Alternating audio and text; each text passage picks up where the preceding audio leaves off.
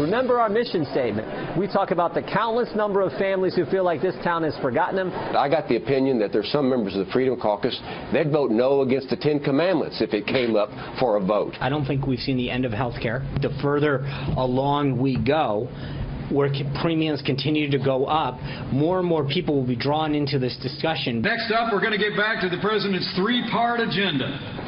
Jobs, jobs, and jobs. You need 60 votes in the Senate to do anything, including a bathroom break. I would recommend they pivot to infrastructure now. Oh boy, let's bring in our panel. Steve Hayes, editor-in-chief of the Weekly Standard. Charles Lane, opinion writer for the Washington Post. Molly Hemingway, senior editor at The Federalist, and syndicated columnist Charles Krauthammer. Welcome to all of you. There's a lot going on in Washington. All right, Steve, you heard a lot of different topics touched on there. I want to bring up something, though. There was a tweet from the president this weekend. This is from the real Donald Trump account. Democrats are smiling in D.C. that the Freedom Caucus, with the help of Club for Growth and Heritage, have saved Planned Parenthood and Obamacare. Now, if they're going to get to the rest of this agenda and all the other things they have to do, they got to kiss and make up at some point. Yeah, I mean, what we've seen in fits and starts from virtually everybody involved is taking shots at one another and then making up or trying to make nice, while a lot of that taking place behind the scenes. Look, I mean, I think if you're looking for who to blame on what happened, the answer is everyone. I mean, the answer is the president, the answer is the House leadership, the answer is the Freedom Caucus. Now, I happen to be very sympathetic to the substantive arguments that the Freedom Caucus made, and I share their disappointment that the original bill wasn't more free market and didn't push more aggressively toward the kind of real reforms I think that we need in our health care system. But certainly it's the case that if Republicans don't, A, decide to make up and work together, and B, get health care back on the agenda, it will be a broken promise from Republicans of historic proportions.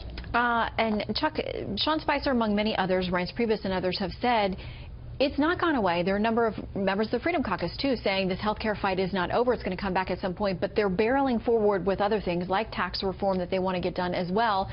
Where do you think health care re-bubbles up to the surface? Does it? Well, I thought Paul Ryan just said it's here for the foreseeable future. So, once again, it's not even clear that everybody has the same sense of reality in this party. I don't think there's ever been a time in our history where there's been one party that was simultaneously totally dominant in American politics and totally incoherent within itself. And no, I don't expect, maybe there's some talk about like revisiting health care and this and that.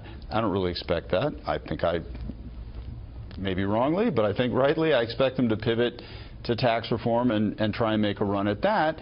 And when they do, they're going to have to be much more deliberate and much more careful about, you know, before they launch some bill, make sure that they've really got everybody on side. Problem, of course, is the Freedom Caucus, as Mr. Poe said, they might vote against anything, even the 10 Commandments. Well, and that's why, Molly, I want to play a little bit from the chair of the Freedom Caucus, Mark Meadows, who was talking this weekend about this idea of tax reform, because a lot of people think they're going to be hardliners, it's going to be tough to get them on board. But here's what he said about making this revenue neutral or not. Tax reform and lowering taxes, will create and generate more income. And so we're looking at those, where the fine balance is, but does it have to be fully offset? My personal response is no. So he's not speaking for the caucus there, but he sounds like they're not going to be as, line drawn in the sand and that's it, and we're not coming across. Well, it is interesting. They said that the whole reason you had to do health care originally was so that you would get these budget savings that you could then apply to tax reform. And now they're just going ahead with tax reform. Although, to be fair, you can work it either way, and there are so many gains to be made through tax reform that maybe he just wants to focus on that. Having said that, there really is an issue of health reform needs to happen. They might say they're done with health care reform, insurance reform, but it's certainly not done with them. And this legislation really is a failure, and insurance companies will continue to leave, and millions of people will continue to suffer. So whether or not they want to be done with it, it has to be dealt with. Well, Charles, how do you see that playing out in 2018, this inability of the GOP controlling the White House, Senate, and House and promising for 7 years and running against this on a repeal? If they don't do anything beyond what happened on Friday, what happens when 2018 rolls around? And if by their prediction, the system under Obamacare is that much worse and Americans are in even worse shape? I think it's ruinous. It's not just a promise betrayed. It's a complete inability to govern, particularly when you've been arguing for something for 7 years. It arrives and you are then unprepared. So that's why I think it has to come back. And I think the time it comes back is in the fall when you get the new numbers, the new premiums coming out. They're going to be much higher, going to be fewer choices, far more. Insurers are going to be withdrawing from the exchanges, and they are going to be in a state of collapse. At that point, I think that there'll be an opportunity. And I think what they have to do, here's the irony. I think among the Republicans in the House, including the Freedom Caucus, there would have been a general consensus on what we would want to do.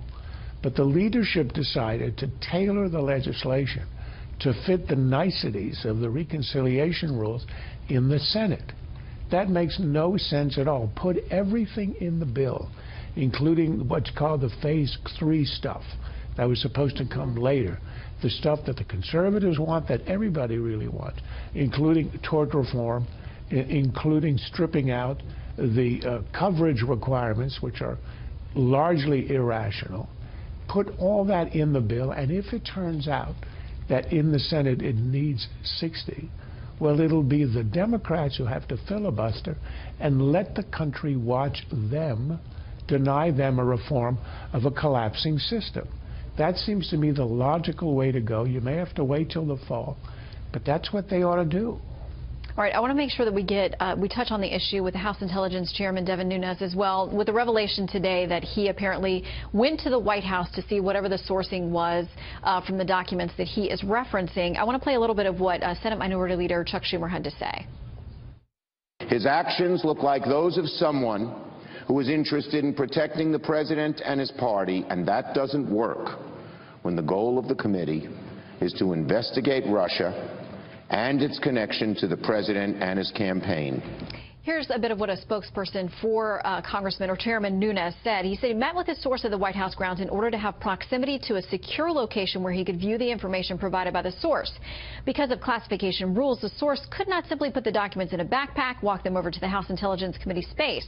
The White House grounds was the best location to safeguard the proper chain of custody and classification of those documents so the chairman could view them in a legal way. Molly. Exactly. Representative Nunes explained that there was no place on Capitol Hill where he could view these documents. He had to view them in an executive branch computer. It sounds like he has a whistleblower who's actually trying to follow through what the proper rules are for getting this information. The other interesting thing that Nunes said today is that this information wasn't just widely disseminated to intelligence agencies, but back to the Obama White House. If that's true, we have further evidence that we have the makings of a big scandal, one that needs investigation, not just the probe with Russia, but how much the Obama administration was surveilling Trump and his associates. Well, Chuck, you know that the Democrats are going to make hay of this and point to, hey, it's coming from inside the White House. What was it? Who was he seeing? Already, they're really tackling the PR side of this. But let us assume that Devin Nunes had to look at these in the White House. It was the only secure place.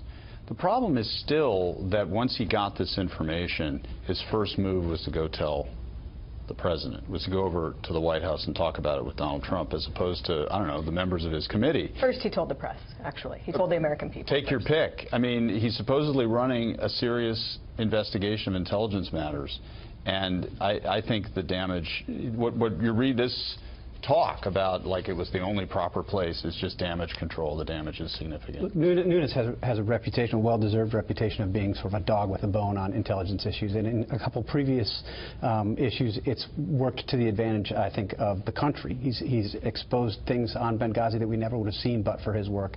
The same is true with the Osama bin Laden documents. The question here is what are the documents? I mean, what does he have?